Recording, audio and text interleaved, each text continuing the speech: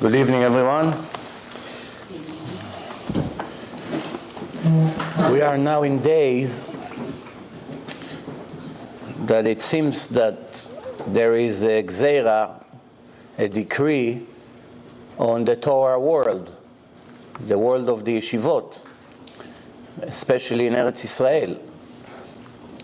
With all the politics going around, with the frum people sitting in the Knesset, don't sit in the Knesset, fighting to get budgets for the yeshivot, and now it seems that they're all going to stay out, and there are not going to be any frum people sitting in the government.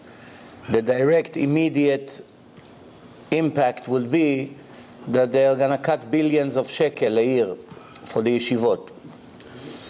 So a lot of Rabbanim are very concerned. Among them, one of the Gdolei Ador was sick from this whole situation, that knowing that many of the yeshivot will suffer even more than what they already suffer, because the yeshivot are not exactly wealthy.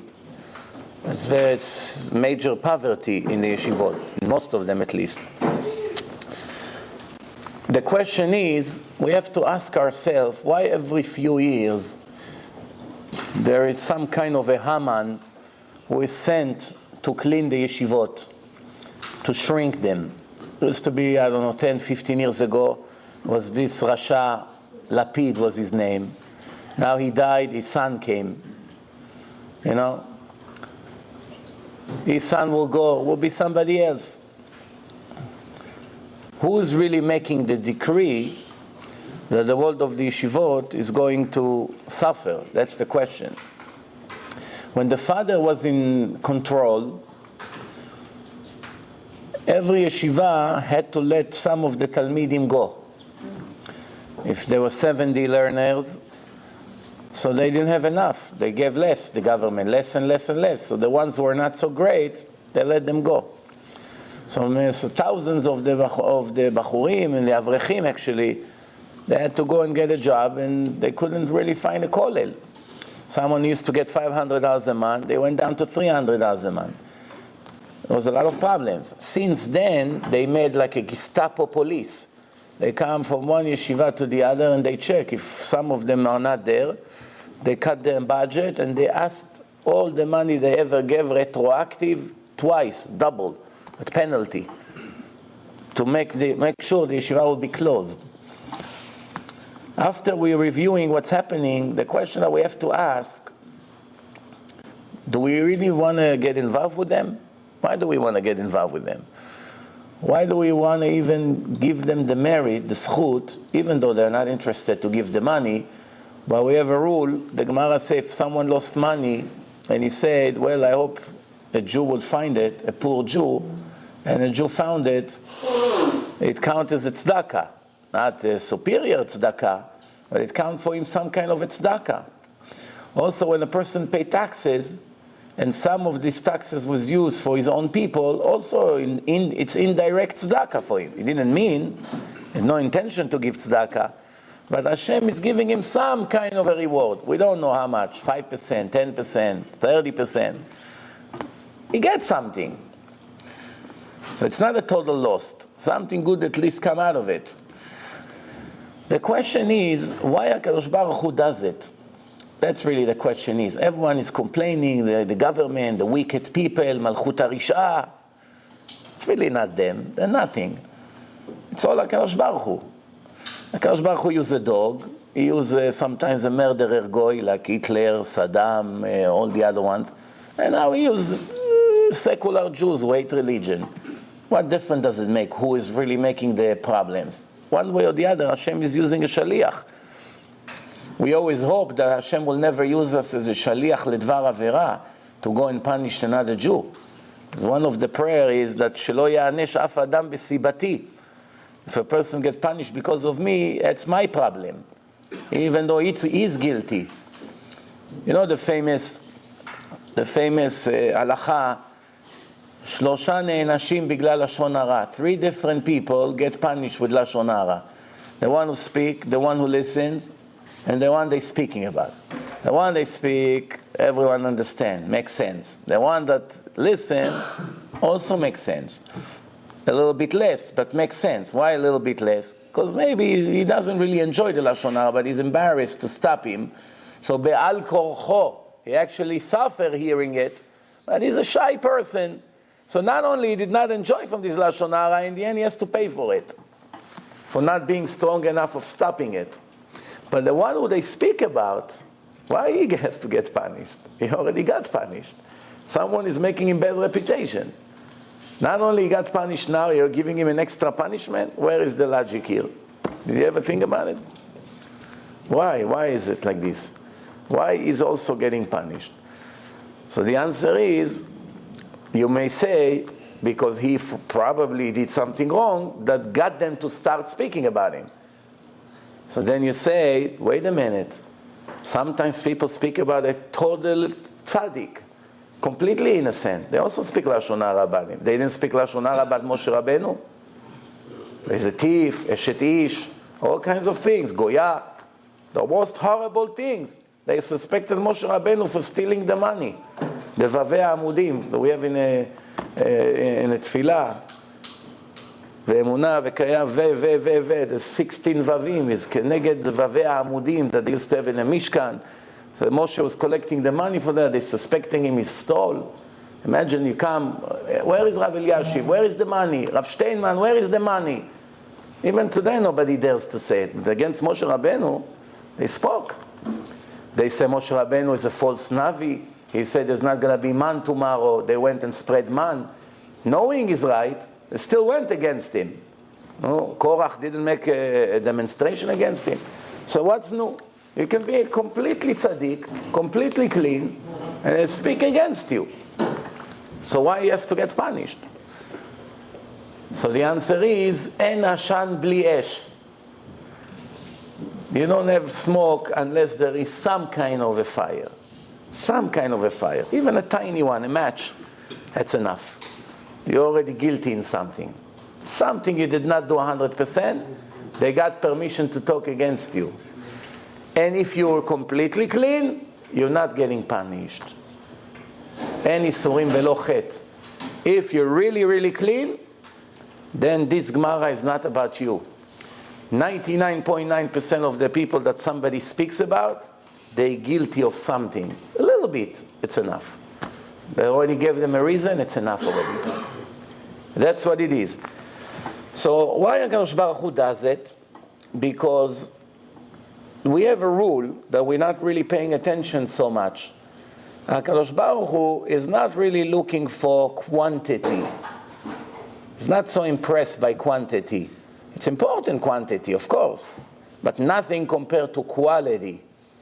In Torah, quality is much more important than quantity. Much more important. We always know, mutav me'at bekavana me'arbe shelo bekavana.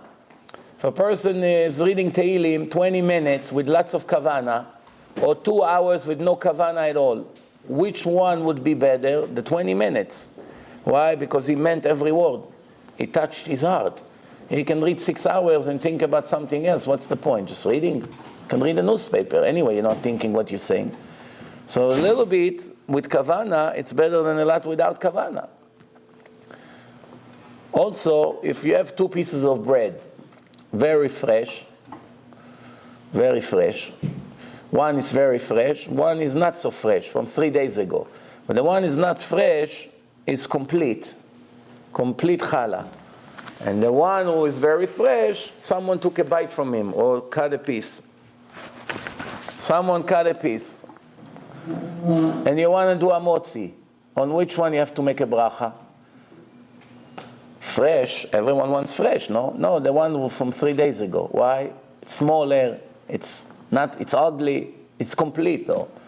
Complete, the message, the musar here, better complete, not fresh, not pretty, whatever, but complete, than beautiful, but having a piece missing. Complete. It's all about being complete.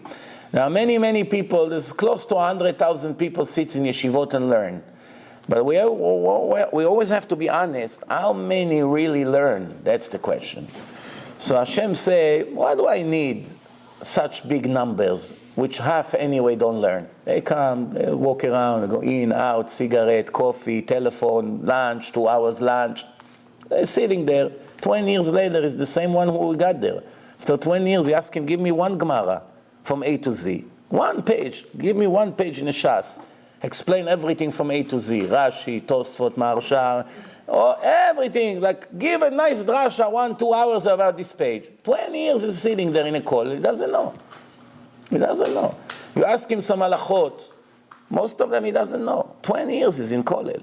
Isn't it better he would work, support his children to go to good yeshivot, and not running on the street to collect money like this and make chilul Hashem? What's the point of being there? Why? There's one reason. It's called laziness. He doesn't want to work. It's very easy lifestyle. Yes, the salary is lousy, still need to collect. It's not enough for anything. Yeah, we know that. But there's no obligation. You sit, you do whatever you want. You come, you get your salary, your paycheck. Yeah, 2 months late. In the end, you get it. Somehow, everyone makes a living. It's very nice. No boss telling you what to do. The mashgiach come once in a while to check. He gives you some, comments. Another week or two gone by. It's very easy, very comfortable. What's the proof that most of the, I don't want to say most, but many of the people who learn don't really learn for the Torah? Because as soon as the kollel announced that in the next 2-3 months they're not sure if they're going to be able to pay salaries, right away 20-30% of the people run out to find another place. If they give their life for the Torah, they'll count on Hashem that He will supply them with a different source. Doesn't need the kollel to be mefarnes. I want to learn Torah. I'm doing what I have to do. The rest is not in my hand. What, my parnasa came from the kollel? Only a fool thinks that his parnasa come from the kollel. It's a total illusion. It's not. The parnasa doesn't come from your business, doesn't come from the store, doesn't come from the lottery card, and doesn't come from the tzedakah that you collect. Parnasa comes from Hashem, and He decides to what channel to give it to you. We have to know one thing. That's something that people tend to forget. Hashem decides in Rosh Hashanah how much you get. This is something that everybody seems to forget all the time. They only remember it when the speaker speaks in a lecture, 2-3 minutes, and then it's forgotten for another 2-3 months, until the next tape or the next lecture. It's not going into the system, because if it's in the system, 99% of the ishtadluyot and the ramauyot and the fights and the courts and running and threatenings and all the Lashon Hara would be gone immediately. Why? They're not even a factor, all these people. The thief is not a factor. The competition is not a factor. The boss is not a factor. The job is not a factor. Nothing is a factor here. It's only me and Hashem. How much Hashem wants to give me. Now, the point is that Hashem decides how much He wants to give you. But how to receive it, it's in your hand. Which means, if you're supposed to get X amount of money this year, you'll get it. But how you're going to get it, Hashem will give it to you and use it as a bait, as a test, to see if you're worthy, if you're tzaddik, or you're rasha. How does He do it? He gives you opportunity to steal, to cheat, to trick, to cheat on the application, all kinds of things. You don't deserve Section 8, but you will make some correction in the application and you do get it. You don't deserve food stamps, but you take care to make sure that you're going to get food stamps. You needed somebody's recommendation, you don't even work there, and he made you the recommendation, even though you never been in a business bichlal. All these tricks, that, like we say in Hebrew, shkarim levanim. In English, it's white lies. It's not really lies. When the Torah says midvar sheker tirchak, the Torah really meant sheker, real sheker. But not badil vayavor. This is, we cannot survive without these white lies. That's where a person is getting tested. Not to be, were you in yeshiva today that we should pay you? Yes or no? Of course I was, and he wasn't. That's a total kruk rasha. It's not, this is not even a test for a goy sometimes. Millions of goyim wouldn't dare to say yes. If the boss come from vacation and say, tell me, John, so Tuesday, 10 days ago, you came to work, yes or no? He can cheat, he can lie. Say, no, I didn't come. He will think 100 times before he say yes. So that's a test for Ben Torah? No, it's not even supposed to be a test. The test is the white lies. I deserve it. The Yetzer Hara will always find you 6, 7 reasons why you're worthy and deserve it. So you have to cheat the system because the system is cheating you. It's always like that. And believe me, you feel so comfortable cheating because you think, I'm just making things right. I'm making justice. That's what Hashem wants from me. The Yetzer Hara is a genius. But we'll go back to what I said. So the people who sit in yeshivot, those who learn, they're very good. They deserve everything. The money, whatever they get, they deserve. The problem is that the ones who don't learn actually steal their food. They sit over there, they get paid, but they don't learn. Now the people who gave money to this kollel, in their mind thinking, like the Rosh Yeshiva promised, that everyone there learn minimum 10 to 12 hours a day. If you only knew that half of the yeshiva does it, the other half is sitting outside, leaning on the cars and smoking cigarettes and drink coffee, and they go home, they have internet and all kinds of things. So even if they learn anyway, in the end of the day, it's all gone to the garbage. So after 20 years that he support the kollel, he comes to Shamayim. Hashem say to him, not one sugya in Torah came to the court of heaven from your money. So what, 20 years I support the kollel and nothing? He say, yeah. Because the people there, as soon as they finish, they go back to live like goyim. It doesn't go together. Water and fire doesn't go together. You understand? That's the problem.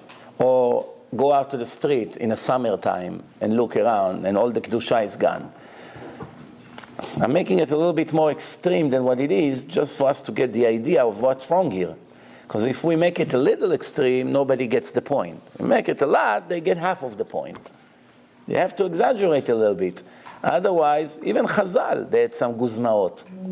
Chazal knew the nature of a person. If you tell him exactly as it is, okay, I'll manage.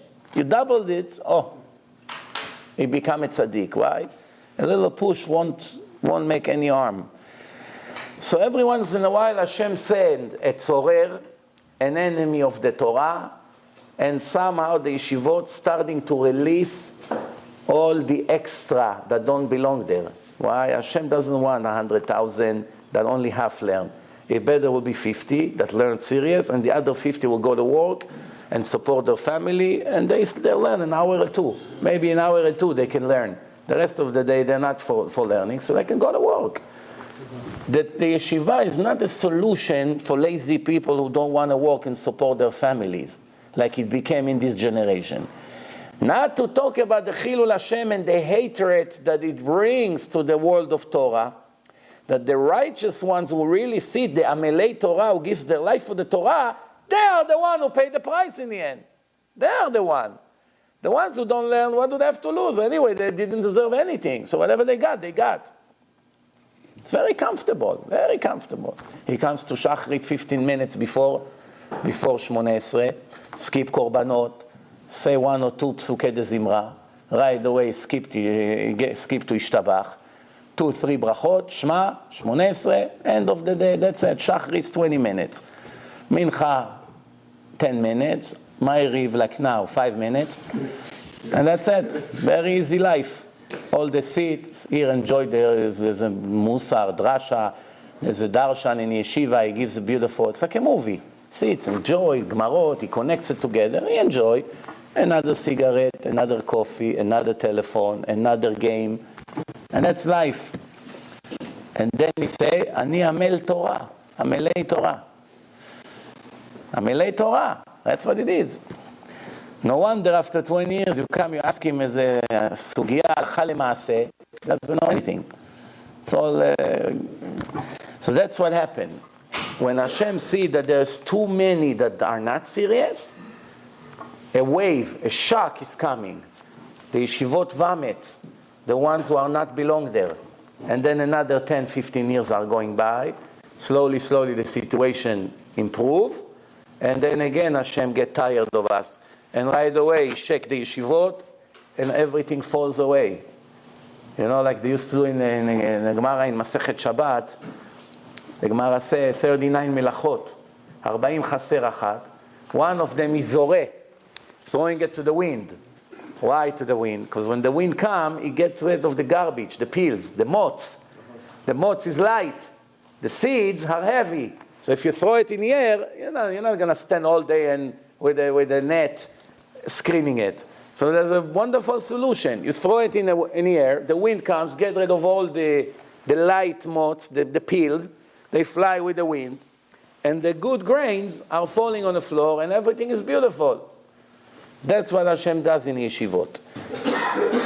Today, I wanted actually to speak about what we hear all the time. There's a mitzvah to be in simcha. Mitzvah to be in simcha. Everywhere you go, you hear it. Especially by the Hasidut, they emphasize a lot about the importance of being in simcha. Few things that the Hasidut puts a very special highlight on. One is the beard, the mikveh, and simcha, and the kugel, and the chulent, and the lechaim, and the tish. Certain things that without it there's no Hasidut. Now you take it out of Hasidut, it's like taking the engine out of the car. What does it work? You know? So, Vasikin Gam. Vasikin in Vishnitz at 11 a.m.? Or in Satmer at 12:15? Huh? זה המוץ. Okay, בסדר. You're right. So anyway, what I'm trying to say is like this. Who can tell me, please, but with re'ayot, where does it say there's mitzvah to be in simcha all the time? Where does it say that you have to be in simcha? Oh, no, he started to say. I'm going to tell you, I'll make it short. I'm going to tell you a few psukim that speaks about the obligation to be in simcha. Let's see what we can understand from them. First, it says, Ivdu et Hashem besimcha. Second, it says, Tachat asher lo avadta et Hashem elokecha besimcha uvtuv levav. Right? Then, it says, Sas anochi al imratech, כמוצא שלל רב, שש מלשון שמחה, שמחה וששון. לב שמח יטיב פנים, it's in משלי.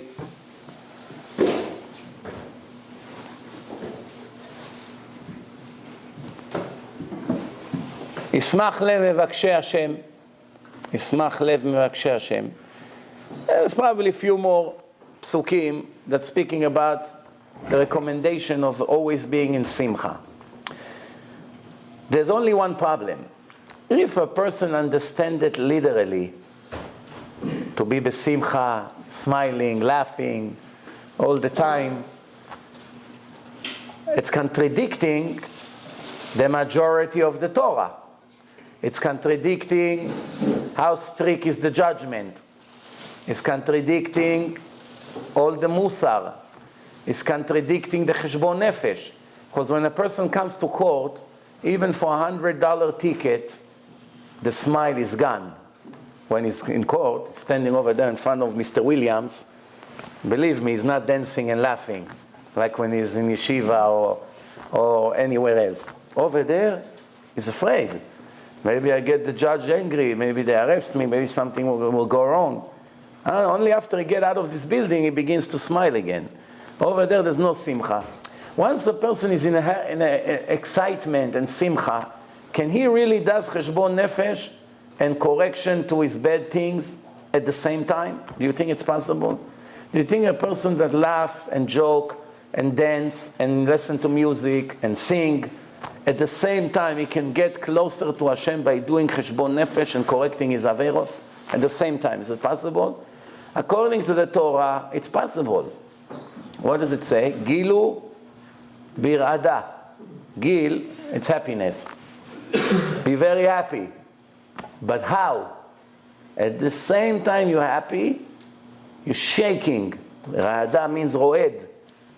You're shaking from fear of the strict judgment of Hashem. How can there be such thing? It's like saying mix fire with the water, and that's a recommendation. What kind of recommendation is it? It's either fire or water. It cannot go together. How can you be gilu and at the same time be rada? If you ro'ed, there's no gilu. If you gilu, there's no rada. It doesn't go together.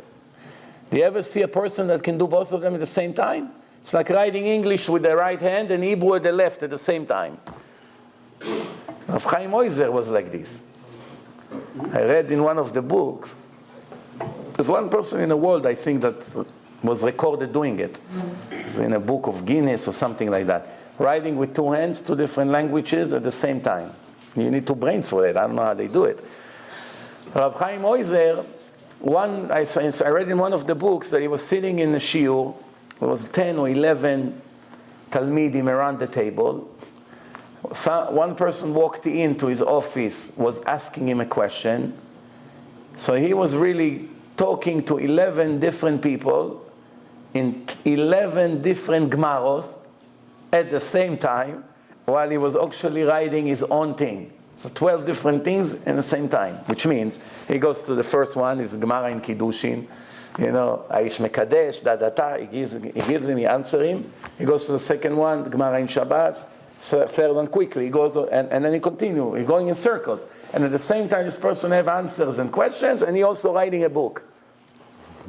And he testified, who was that? I think Rav Lefkovich, that just passed away about a year ago. He was 100 years old. He saw him, I think, in his own eyes, or his Rebbe. He testified that that's when he walked into the room. That was the case.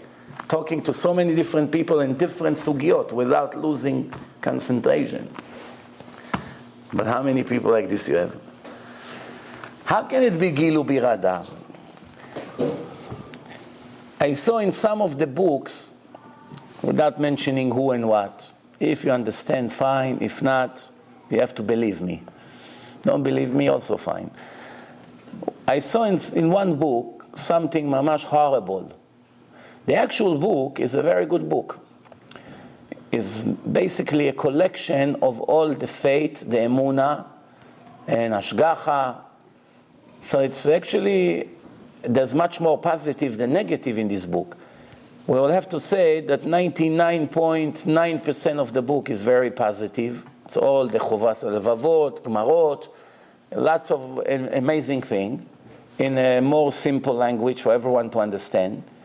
But there's only half a page from a book that basically it's like filling up a huge tank of water and in the end making a hole and everything leaks to the garbage. What does it say over there? This is what it says. You have to know that everything that happened, it's Retzon Hashem. That's what Hashem wants. So far, it's fine. Now he says, so even if you made a big sin, you shouldn't be upset. There's no permission to be sad. You have to know that Hashem wanted you to do it.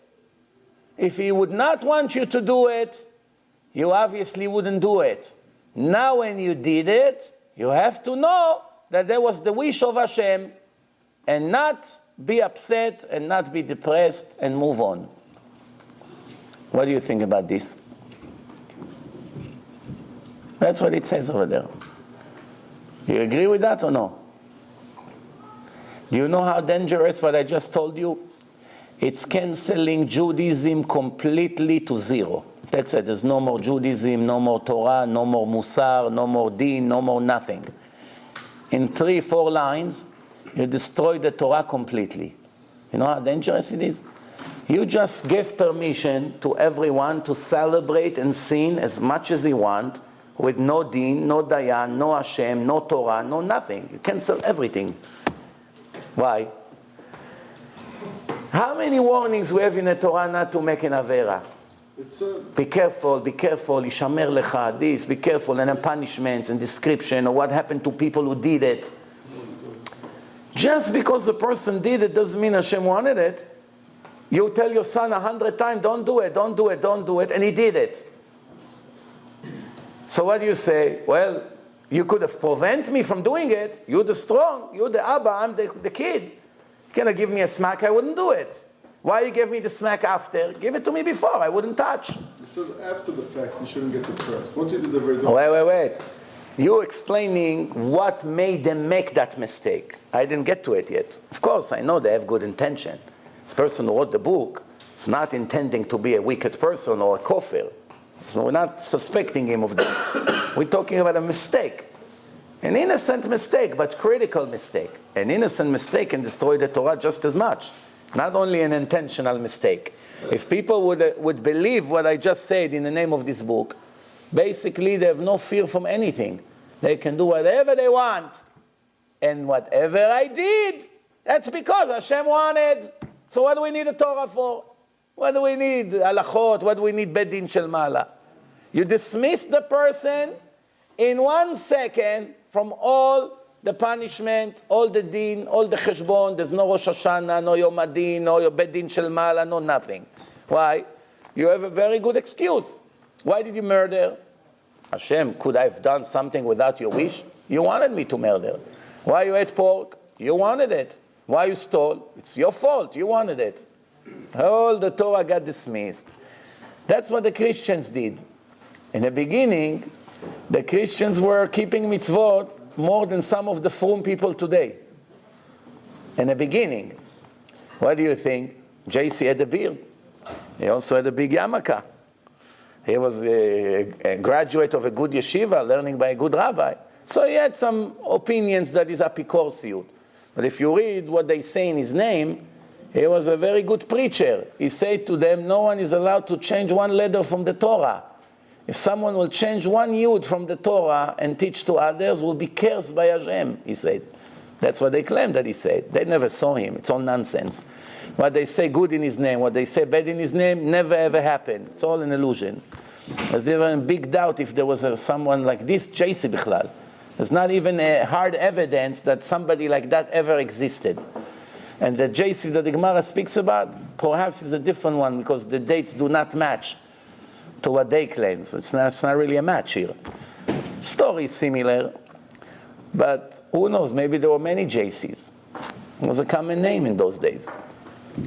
So one way or the other, the Christians found a very, very easy trick. What do they say? He is taking all the suffering for us. We don't have to do tshuva. We come to the priest, give him $50. Chatati, aviti, pashati, father, goodbye. No problem, my son. No tshuva. Don't have to return. Don't have to do kapara. Don't Yom Kippur. No fasting. No nothing. JC is suffering for me. How much suffering one person can take? He has enough to take for his own sins. Bottom line, it's someone who doesn't want to keep mitzvot. So he's thinking, how do I come out by giving a good excuse? Now you may ask, what do you need an excuse for? So I'm not in it. I'm not interested. Leave me alone. Hey, there's a Torah. There's a God. Leave me alone. I'm not interested. You usually don't hear it. You always hear excuses that some of them sounds pretty interesting. People really gave a lot of thought to find an excuse to justify their bad things. Now, I want to ask you, why people are so bothering to find an excuse for their sins? Why? Because if they live with the sin without giving a teirutz, without explaining why and why they have the right to do it, they live with a conscience problem. The conscience is killing them from inside. It's very hard to live with the guilty feelings. Why today there are two different people? When a speaker that is very funny and telling a lot of jokes and stories, he brings lots of people to his lectures. When a person who speaks very strong musar, much, much less people are coming. Why is it? Should have been the other way around. Who do you want to go to? A doctor that will save your life and give you exactly what you need, even though it's painful? Or to someone who will give you 2 Advil and send you to the cemetery in 24 hours? Which one you want to go to? Technically, to the one who will cut and save the life. It's very painful, but it's productive. But when it comes to spirituality, the opposite. No, I cannot hear it. Why? I want to live in a lie. I don't want to live with guilty feelings. But Chazal already say, don't love the people who compliment you. Don't hate them, but don't run after them to be your friends. You're so great. You're so good. You're so. No, I'm not interested in someone like that. What am I interested? Someone who tell me you're this, you're that, you're proud, you're stingy, you're lazy. Right? He's going to save me eventually from losing big time. Someone only compliment you. You know, when Rish Lakish when Rabbi Yochanan passed away, we tried to find him Chevruta, who's going to be? So what happened? Everyone was only, whatever I say, agree with him. He said, no, I'm not interested if someone will agree with me. Someone who may give me a hard time, that I know for sure I'm reaching the truth.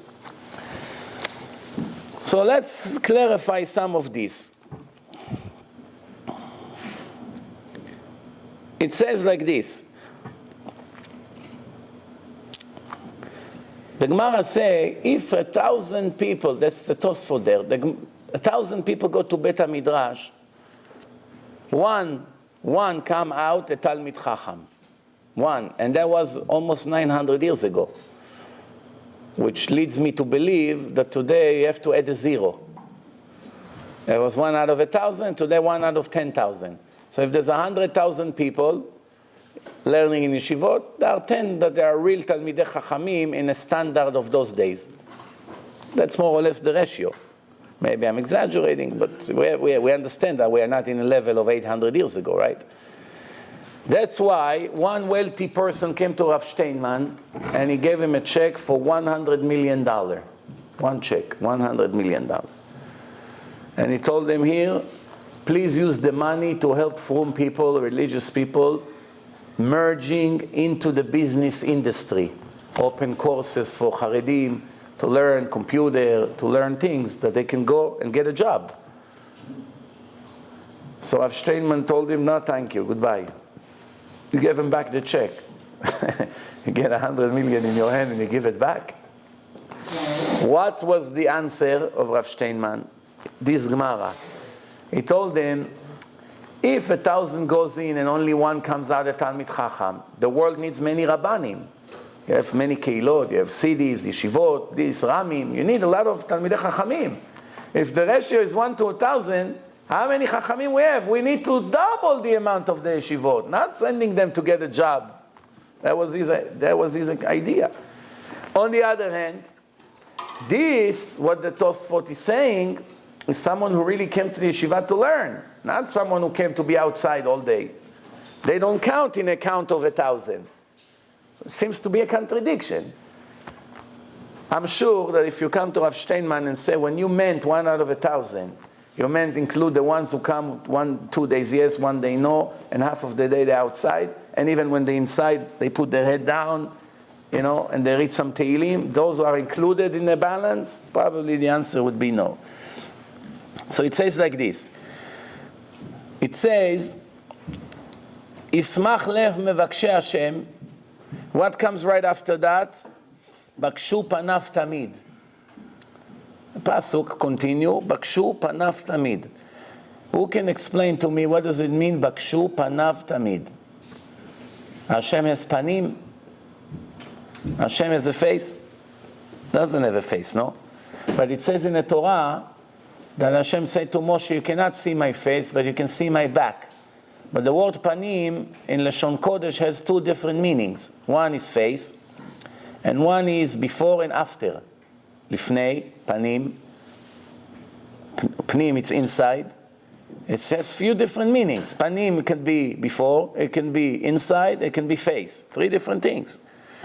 What does it really mean? You cannot see my face, panai, but you can see achorai. Since we know Hashem is not a physical object, we cannot describe him in an image or anything, any way, in a physical way. So what does it mean? So it doesn't mean my face and my back, okay? So what does it mean? You cannot understand me before the things are happening or as they happen, but many years later you will understand. Acharai. After it happens, when you see things get connected, then you understand why I'm doing things. But over here, David HaMelech writes, Dirshu Bakshu Panav Tamid. What does it mean, Bakshu Panav Tamid? Does it something to do with the pasuk, or is it a complete different meaning? And when does it come? It comes right after Ismach Lev Mevakshei Hashem. If you request for Hashem, Mevakshei Hashem, the yeshiva of the Ramchal, Mevakshei Hashem, Mevakshei Hashem, the requesters of Hashem, what comes right after that? Will request him forever, always. But can you explain to me, please, what does it mean to request for Hashem? Ismach lev, those who request for Hashem will always be happy. The answer is, everyone knows that in his life there are moments that he sees spiritual light and he sees sometimes spiritual darkness. There are days we feel very close to Hashem, to tears. He begins to daven, and all of a sudden, out of nowhere, he doesn't have a problem. Everything is fine. Business is fine, family is fine, parnasa is fine, everything is fine. He has a moment of excitement that he wakes up and he, for 10, 15 minutes, is like an angel. And he feels such closeness to Hashem. And then an hour later, it's all gone. It can be gone sometimes for weeks. And then there's moments of itorerut with no explanation. If you hear a good rasha and then you have tears, that's very normal. I'm not talking this. I'm talking now out of nowhere. All of a sudden it happens. Why does Hashem make us sometimes feel this sweetness, doing nothing special? He wants to encourage us. You know what? When you go to Costco, every product they bring, they put somebody with a cart over there to give you a taste. Why? It tripled the sales. It gives you this cheese. Here, taste it on a cracker. After you taste the cheese, you go and you buy. It's worth it for them to give you 1 penny to make $10, no? Same thing Hashem. Hashem wants us to have this feeling of how great it is to request to be close to Hashem. It's called dveikus, davek be'Hashem. So He gives it to us for free sometimes. We didn't earn it. He gives it for free. And then He takes it away. And now, there was an incentive for us to run and search for it and achieve it no matter what. Why? Ismach lev mevakshei Hashem. It's the greatest happiness. This kirva lakadosh baruch Hu, like David HaMelech wrote in hundreds of places. The kirva, the being close to Hashem, how great life is. What is it like? When someone become a Baal Tshuva, in the beginning, first year, every Baal Tshuva will tell you, my first year was the strongest year in my spirituality. Technically, it shouldn't be this way. It should be that 10 years later, when he knows so much Torah, he should feel a lot closer to Hashem and so much with light. Why he doesn't have the same feeling of the first 3 or 6 months once he started to become Shomer Shabbos and started to learn for the first time of his life Gemara and Musar? Why he doesn't feel this feeling? Did you ever think? Doesn't make sense. The order is not in the right way. Should have been the other way around. Should be in the beginning, it's very stale and ugly and bitter. And then after 2 years, finally, I finally reached the light. But it's the other way around. The answer is exactly what I said before. In the beginning, Hashem does everything for you. That's what it means. Ptach li petach כפתחו של מחט, ואפתח לך כפתחו של אולם. If you open me a size of a needle, you make the first step towards me, I do all the rest for you. Send you the right people, send you the right CDs, send you to the right lecture, send you to the right book, someone invite you for Shabbos, and another one, and another one. Everything I do for you. I direct you to make you taste how delicious it is. After I think, Hashem, that you already knows what is it about, I take away this gift that I gave you for free, expect you to get there on your own. That's why there's usually after a few months, there's some kind of a collapse, always. Person run, boom, setback. And then he goes high, and he goes down again. Why is it? Because Hashem brings him to level 1 for free. He did it for you. It's an illusion. You think you did it, but He does it for you. And then He leaves you. And you go back to where you started, and you have to do it on your own. Why? Because He wanted to give you a taste to see what you're missing. If He wouldn't let you taste, you'll never know what you're missing. So after you taste it, you want to get there. Once you got there on your own, then He gives you another bonus, level 2, which is even much greater. And then you have to get there. And if you continue with this pattern, going to the level 2, you go down, going again on your own, then level 3, 4, 5, you get to levels like the stipler. When he finished to learn, he dance around the table. If you wouldn't know he's the stipler, the thing is not normal. Why? Now you know it's the stipler, you understand, it makes sense. But if you see an anonymous holding a Gemara and dancing around the table, you call Atzala, so we have an emergency here. No? The stipler, the stipler. It makes sense. We see. It makes sense. Rashbak say, we're speaking about the level of the simcha. Rashbak say, כל מצווה שקיבלו ישראל עליהם בשמחה, every mitzvah the nation of Israel accepted with שמחה, כגון מילה, like ברית מילה, circumcision, שנאמר, in תהילים ק"י"ט, שש אנוכי על אמרתך כמוצל שלל רב, עדיין עושים אותה בשמחה. They will remain practicing this mitzvah with happiness forever. And כל מצווה שקיבלו עליהם בקטטה, with complaints, crying, or regretting that they're getting this mitzvah, כגון עריות, במדבר, it's in במדבר י"א, כן? They're still doing it in קטטה, שנאמר, וישמע משה את העם בוכה למשפחותיו. They're still doing it with קטטה, which means it's very hard, and obviously we're not doing it as we should. That's what it's called today. It says, הכל תלוי במזל, אפילו ספר תורה שבהיכל. Everything is connects to mazal, to a fortune. Even a sefer Torah inside the Aron Kodesh. Who can explain to me what does it mean, הכל תלוי במזל? We know Israel is מעל המזל. But it doesn't mean there's no mazal. Mazal exists. We can get ourselves out of the cycle of the mazal. We can actually overcome decrees that were predetermined for us with certain spiritual improvements that we have.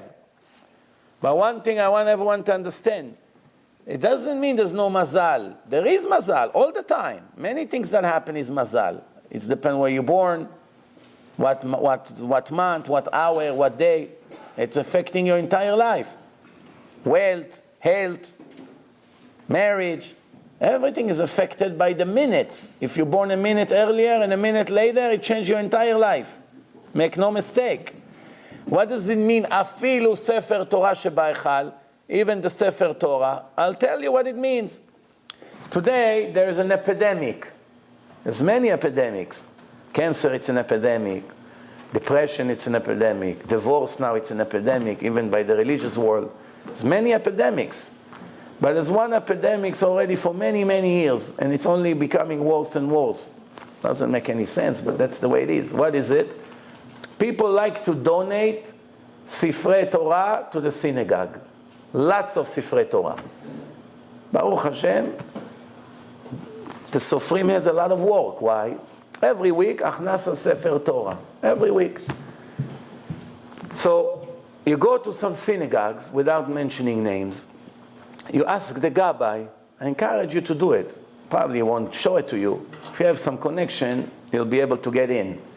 There's a vault room in those fancy synagogues. You ask the Gabbai, show me how many Sifrei Torah you have.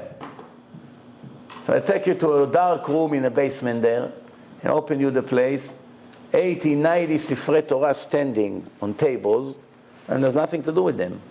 Why? There's already 9 in the Aron Kodesh, and 6 in the other Youth Minyan, and 3 in the other Minyan that is once a week. There's already, all the Aronot is full. And the rest is every week, Achnasat Sefer Torah. Why? Every family who has a yortzeit, after a year, they pay a lot of money to bring a Sefer Torah. Why? They want to do a schut for their father or mother or whatever the case is, but they forget that basically they do nothing. They're burning their money. Why? You can only do schut to your parents if they use the Sefer Torah. If they bury it in the ground, you made a $50,000 Sefer Torah, and a minute later you bury it in the ground. What schut you had? The opposite. You can even get punished for your stupidity. Why Hashem will tell you, you know, with $50,000, how many Baalei Tshuva you could make? 1,000. 50,000 DVDs, 50,000 secular Jews. 20% of them will start keeping mitzvot. guarantee. Same price of Sefer Torah, but there's 80 in every one of them. It would be another million Baalei Tshuva. What do you think our parents who passed away from the world would love? That they will have the merit of thousands of Baalei Tshuva who keeps mitzvot every minute for them? Or a Sefer Torah that is buried somewhere in a basement in Brooklyn or in Queens? What do you think they would prefer?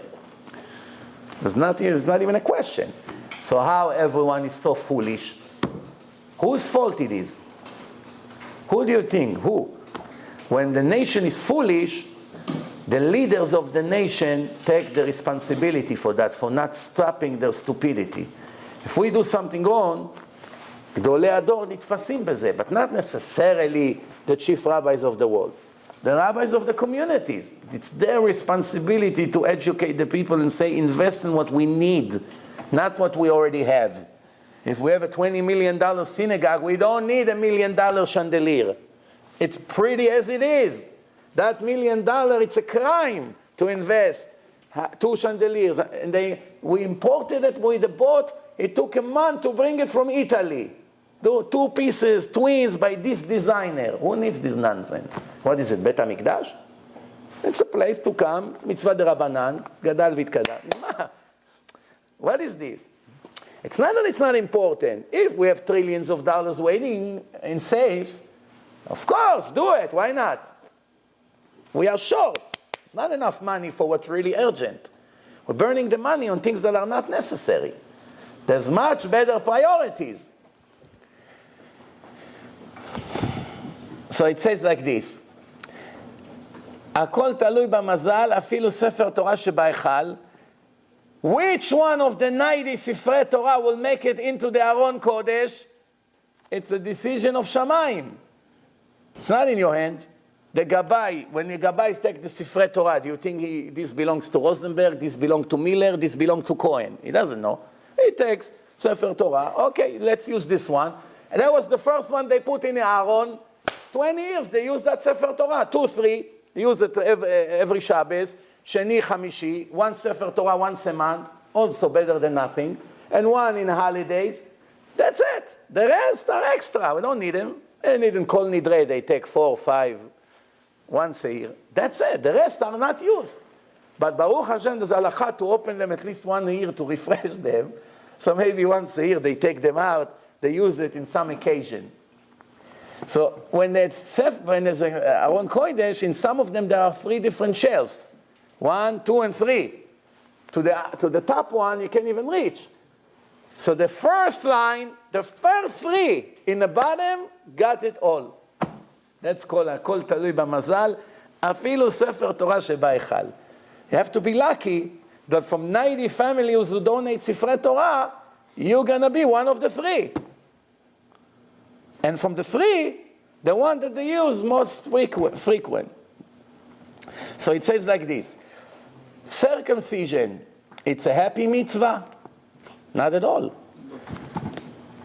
Every person should have cried. What? If your baby just born, an operation right away. If it wouldn't be Brit Milah, if Chas v'Shalom in a hospital, the doctor would say, come back in a week, we have to cut a finger or something, piece of the ear. Everyone will be depressed all week. Doesn't go to work, cannot go to sleep. Why? My son was just born, they have to cut a piece from his body. Technically, it's something that should make you upset, not happy. Now everyone excited. Shalom Zachar, this, Zohar, the night before, family, dancing, what's going on? Eating. Sometimes the wives faint back there for a minute or 2, but overall everyone is happy. This mitzvah should have not been a happy mitzvah, but it's mitzvah that they accepted with lots of love. Besimcha, that's why it has bracha, because Magid Reshit Me'acharit. You want to know the beginning? Look at the end. If they're still doing it besimcha, that means it started with simcha. They're doing it with face of Tisha B'Av, that means it started Tisha B'Av. Arayos, until now. What the Gemara say? 2 sins people love to do. Arayos and Gezel. Nafsho shel adam mechamadetam. Chomed. Everywhere you go. What the nation of Israel really cry? For what arayos? When Moshe Rabbeinu showed them the arayos in the Torah, which one of them they cried? For what exactly they cried? Why, when Hashem told them, do not make sins with your own relatives, they cried? It wasn't logical to them? When he told them there's someone, a married woman, she belongs to this Moshe, she doesn't belong to anyone else, they cried for that? For what they cried? What did they cry for? Especially when the Torah allows a man to marry few women. So what did he have to cry? So if you come and say, up to now he didn't have to get married, like the Rambam writes, up to Matan Torah, you meet a woman, that's it. No need to get married, none of these things. No Ktuba, no Edim, no nothing. So you say, okay, now it has to be official, has to be marriage, and you marriage, it has to be a divorce. So you can say, okay, so it's not so convenient. I don't think it's a reason to cry. Doesn't make sense. And if you say yes, why? You can marry her, you can marry 3 more, 5 more, ma. All the important people in the Torah, David HaMelech, 18 wives, Pilakshim, Shlomo, this, there are many wives. What are they crying about? Doesn't make sense. I tell you what they cry about. They cried about the fact that they had to get divorced because many of them were married to their aunt. And up to now was permitted. And now they got the shock of their life. When they read, Ervat dodatcha lo tegale dodatcha hi, their life end. It'd be better to die than to now leave your wife and your 10 children, which everything is beautiful, with harmony and peace and love, and now you have to leave your entire family. Now that you have marriage problem, everything is fine. And now all of a sudden, a book is falling from the sky on your head, opening it up, Ani Hashem, Ervat dodatcha lo tegale. So they started to cry. I don't understand why it's not perfectly legit. It's legit, ma. Person loves his wife, loves his children, he cries. If they take him to jail, he cries. He cries for leaving them. If it was chas v'shalom horrible because some families is oive ish anshe beto, he's happy. Why are you happy, Moshe? You're going to jail? Baruch Hashem, I'm going to have a peace of mind now. I can sit and learn. No, Moshe, get the kids. Moshe, go to the bank. Moshe, I want to go on vacation. Moshe, this, that. You know what? Take me. Put me in a room. Give me 2 years of freedom. Yeah. You know that some people don't want to go out of jail? Do you know that or not? They say, I'm good here. So they have a parole committee. Let's see, they're 20 years in prison. So after, I don't know, in Israel, they cut a third. So if it's 21 years, so they have to cut 7 years. But not for everyone. They have like a committee. You have to prove that you deserve a cut. So some people on purpose, they make things look bad because they want to stay. But not only in jail, even in Israeli army, everyone goes in crying, and everyone leaves the army crying. When they come in, they cry. When they leave, they cry. When they come in, you're a free person, 18 years old. You just finished 12th grade. It's like someone take you with the handcuffs, shave your head, put you there, make you this ugly uniform, and put you in a horrible room, and the blankets have lice. And I don't want to tell you how the bathroom look. And everything is old from the time of the British. So you get very depressed, especially if you come from a wealthy family, and you get very depressed. And now you have to share a room with 40 people. They're not exactly your style. It's not a yeshiva that they have at least derech eretz and yirat shamayim. So it's a zoo. There's one from here, this one from there. It's total zoo over there. So everyone is crying. Plus, they abuse you mentally, they destroy you. Run, get up, 2 o'clock, gunshots in the middle of the night. They're making you an animal. So it's horrible. So in that case, it's the happiest day to live, no? When everyone leaves, they cry, they hug. I, believe it or not, they made a mistake by me. I was supposed to quit. This day, they kept me an extra week. So they told me, what? Go to the office. Tell them there's a mistake in your date. I said, no, I'm enjoying here. With all my friends. Got used to the garbage over there. When you go into the bathroom, you only cry in the first minute. After that, you're not crying. And an hour later, you enjoy the smell. Because you don't smell the bed anymore. You became a piece of it.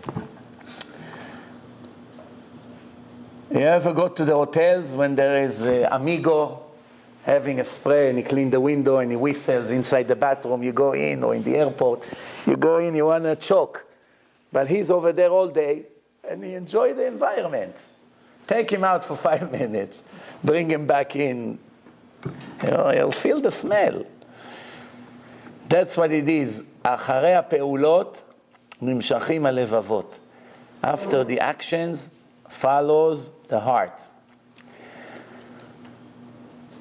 So what's the solution? So what can make a person happy? Everybody know Torah. But not just Torah, Torah be'amal. When a person is deeply in a Torah and he has nothing else in life, that's the highest level of happiness. How many people in the world has it? How many? 1,000? 5,000 people from 7 billion? That's it. Not even 1% or 1% of 1% of the people reach happiness in this world. Because most people are not deeply in the Torah. Maybe they are in Avrech Kollel, but he has other things in his life. The ones who are only in Torah, nothing else, Arba Amot Shel Halakha, and they don't know anything from the world. Not how to tie the tie, they don't go to weddings, nothing, not birthday party, none of this nonsense. Just Torah, Torah, Torah. How many like this you have? I know few. They're happy. Complete, happy, satisfied. No fear, no worry, no parnasa issues. They're not rich. They don't spend a minute to worry about this. Because they already, with their Torah, already became like mamash very close to Hashem. But that's a very, very small minority.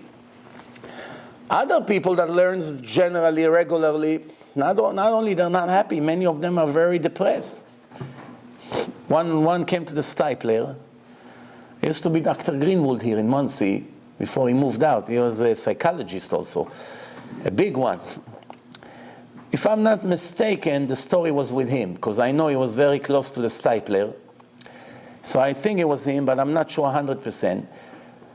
But it's not relevant who it was. As a psychologist who has a student that he's taking care of and he is unable to solve his depression. He tried, it's just not working.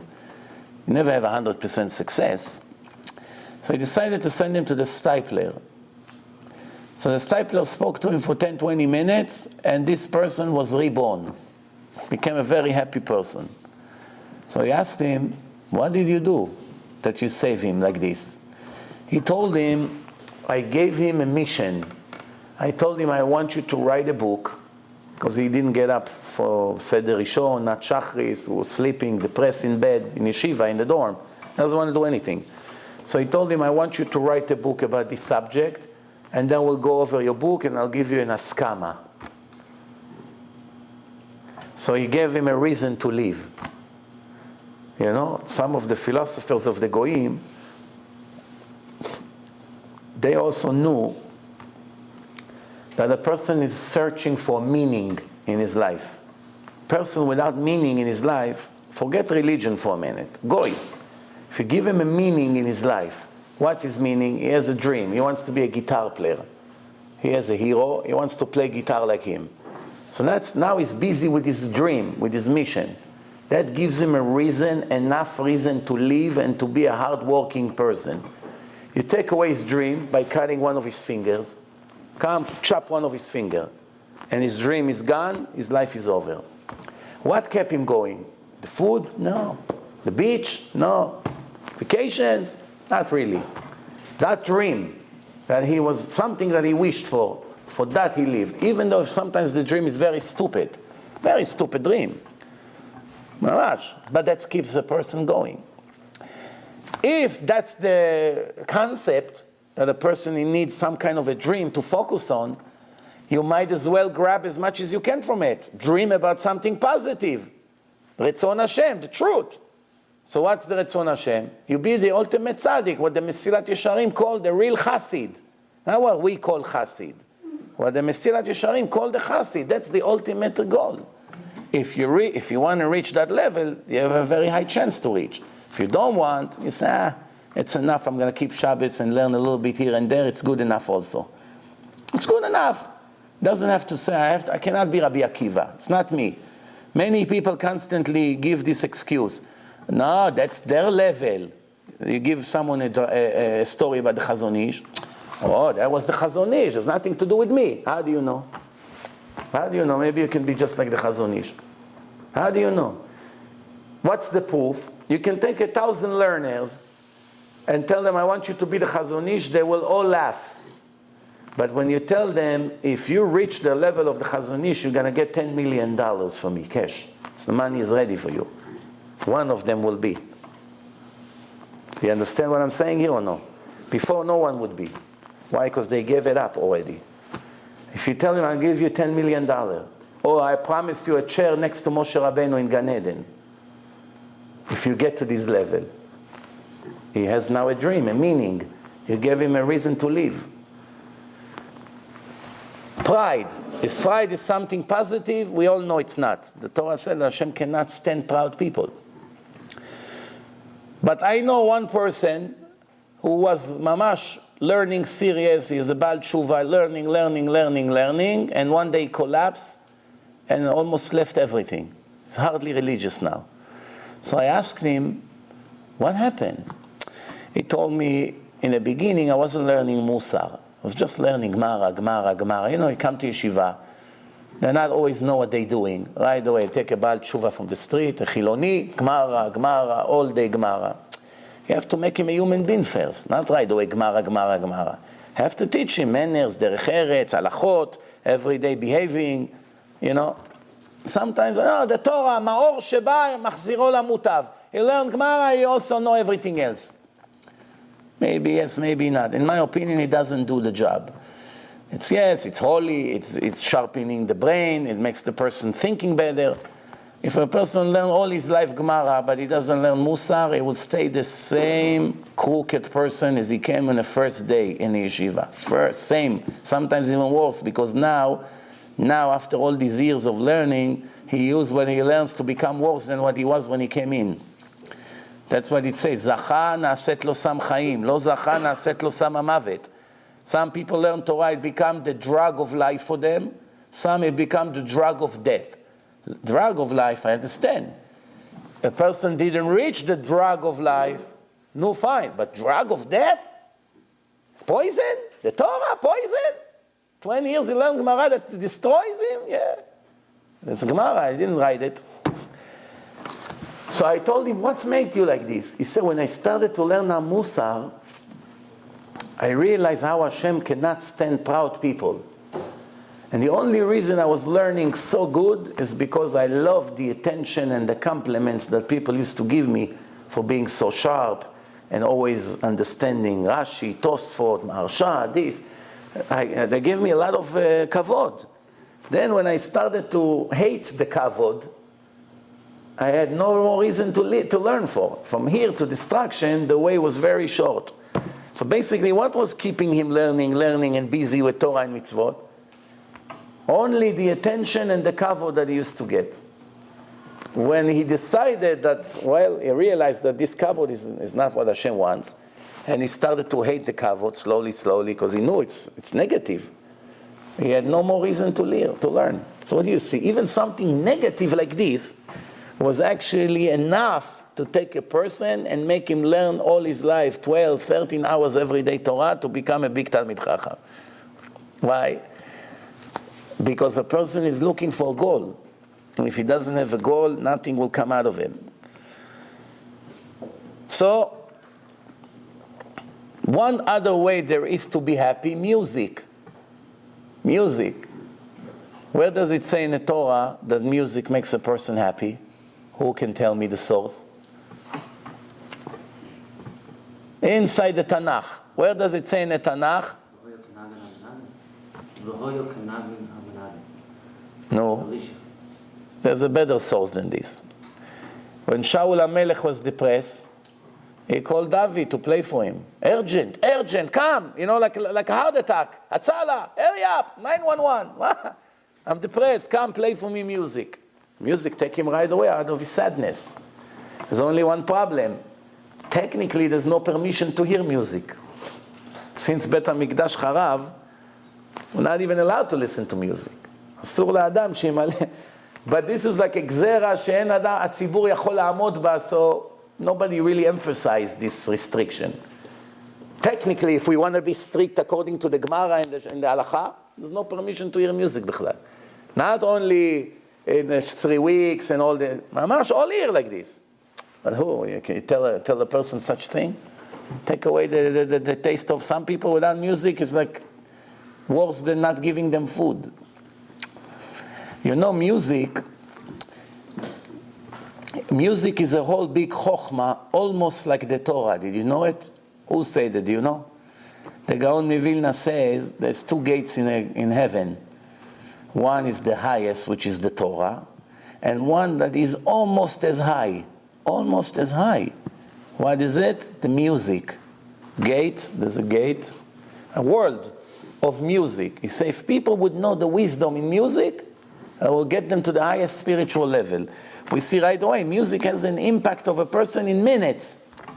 What makes a person happier faster? A good song that he hears or a Gemara that he learned? A good song, right away. It's an immediate effect. If a person is happy, by the way, music can make him sad. You take a sad violin, and the person becomes right away, he lost all his mood. Take music, like wedding music, it makes a person very happy. Also, music reminds a person situations in his life. Good situation, bad situation, it's a spiritual thing. Music, smell, the mouth, the nose, the ear, this is spiritual organs. Spirituality goes in and out. You hear music, it's affecting the neshama. You smell bad smells, it's affecting the neshama. Good smells, affecting the neshama. That's why we have good smell in Havdalah. Why? For the neshama yetera. So, conclusion. There's no obligation to be in simcha all the time. If you are, good for you. But you have to remember that even when you're in simcha, never to forget a minute the emat adin. If the simcha will make you forget the musar, the ethic, and the judgment of the Torah, yatsa scharcha be'efsetcha. You lost more than you gain. No one has permission to say to any sinner, now when you sin, this is what Hashem wanted. It's a very big firah. Hashem, of course, did not want you to sin. But He cannot interfere with your choices. So now you sinned, and Hashem is very sad. There's thousands of proofs in the Torah that Hashem is upset at people's sins. If He wanted them to sin, what, is He upset on His own decision? That's a joke. It's not a joke, it's total stupidity. But it's somehow penetrates some of our Musar books. So now I'm going to say what you say. You wanted to give a teirutz, an excuse why they wrote it. I also know why they wrote it. They know that people, after they make a sin, the way of the Satan, the Yetzer Hara, is to come and say what a loser you are, what a Rasha you are. Look at you, Hashem cannot look at you. You don't deserve to be a Jew. You better kill yourself. Why? To make you leave everything and go and become the worst guy you ever been. Why? Because like this, it destroyed you completely. So because of that, they came to this mistake. There's a better way to save people from this mistake. You can tell the people, you made a big mistake, you made a big sin, you made Hashem very upset. Hashem did not want you to make the sin. But Hashem is great, because He can get you out of your situation. 1, 2, 3, all you have to do is to do tshuva and try never to repeat the sin. What's the point of telling him, that's okay, what you did, Hashem wanted you to do. It's a big mistake. No. Hashem did not want you to do. You have to do tshuva, and Yom Kippur will come, you have to do tshuva again. And all your life, try never to repeat it, and be ashamed, and ask Hashem for mechila, and do every day vidui for that. You cannot dismiss the Torah and the halacha.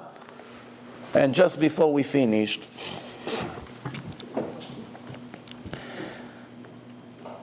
it says like this. Shlomo HaMelech wrote, Lev sameach yetiv panim. Did you ever think that you know someone that sometimes you look at his face, he looks good, sometimes he looks worse? Same face, nothing's changed. If he has beard all the time. Doesn't have beard all the time. Same face. Sometimes he looks very good, sometimes he looks very bad. How is it possible? Nothing in the face is moving. Same nose, same eyes, same ears, same payos, same size of kippah. Everything the same. Why sometimes a person looks better than others? The answer is, Shlomo HaMelech says, Lev Sameach, when a person is happy in his heart, it's improving the image of his face. Very interesting. And if it's the other way around, if he's sad and depressed, it makes him look 10 years older. He's shrinking. There's no light in his face or her face. Now the question is, what's the way to remove sadness from a person? Besides learning Torah, this we already know. Besides music, besides telling some jokes and bring a smile to his face. This is obvious things. What other advice we have? We finish with that. One is to make sure that his stomach is always clean, not to hold it in his stomach. That's add to the sadness. Second, eating dates, taking away depression and sadness. Black raisins, taking away sadness. Every food that is in a color of red, taking away the sadness from the heart. We learn it from the pasuk, Bevo doeg aedomi. Doeg, edomi, it's also adom, red, right? And in the days of Chazal, they used to let the people that mourn, sit shiva, eat adashim, lentils. Red lentils, not just lentils, not green, red lentils, like in Esav and the story.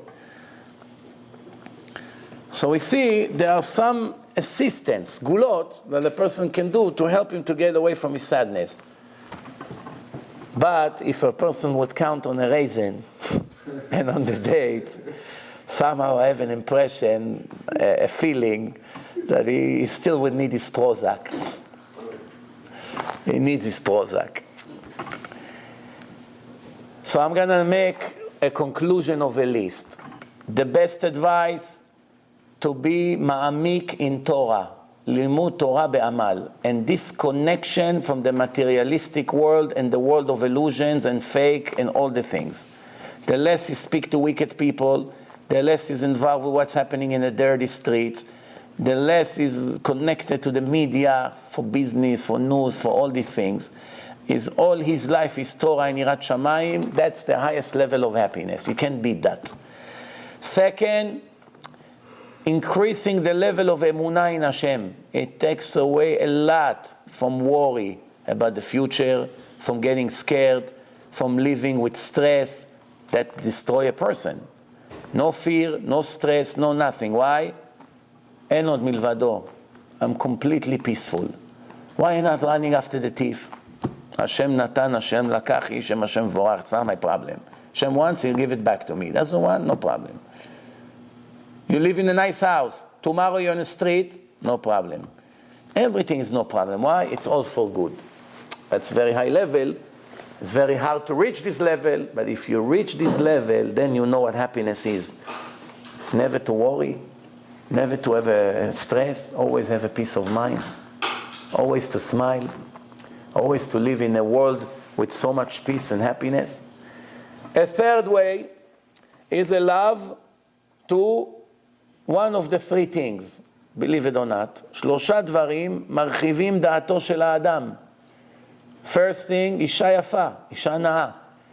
Marry a pretty woman, that you love her beauty. Pretty, not necessarily pretty. Pretty in your eyes.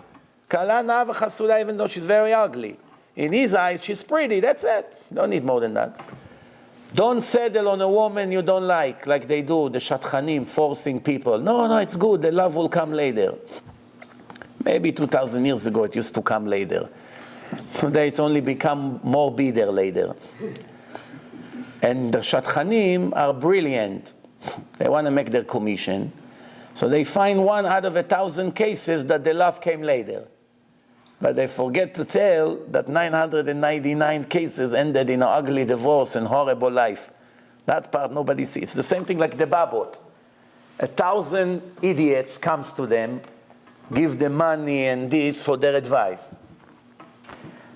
20 of what they say worked out. 980 people's lives were destroyed. They have 3 or 4 shamashim that will make sure the whole world will know. Do you see what he said to this person? He told him next year he's going to have a baby boy. You see what he told that woman? That she's going to come out of the hospital in a week, and that's what happened. What about the 980 things that they said everything was the opposite? You never hear it on the news. And that's a massive production of fakers and liars who squeeze money out of the naive people who have emunat chachamim. But the audience, the public, do not know to tell who is a chacham. They don't know. If Herzl would be living today, you know how many from people would stand online for him to give him a bracha? Herzl. You know, Herzl wanted to make all of us Catholics.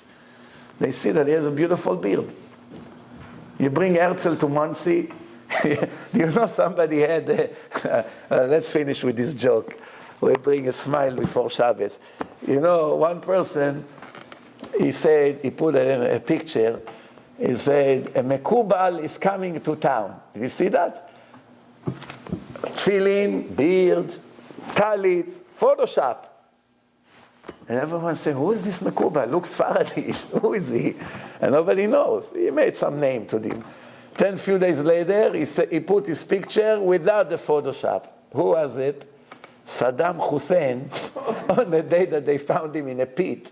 After 3 months, he didn't take a shower and didn't shave his beard. Did you see how his beard was? Just like Herzl.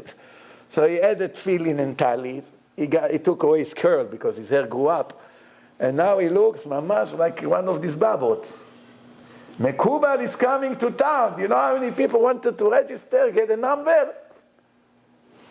Then everyone is smiling. But really the truth is we should cry. Because we were about to make an appointment with Saddam. Right? This is the way it is. It used to be only the Sfaradim. Now it's contagious, I see. Now the Ashkenazim became more interested in this babot. One day we'll get clever, Bezrat Hashem. Thank you, David. Thank you. Good Shabbos. Kol Tov.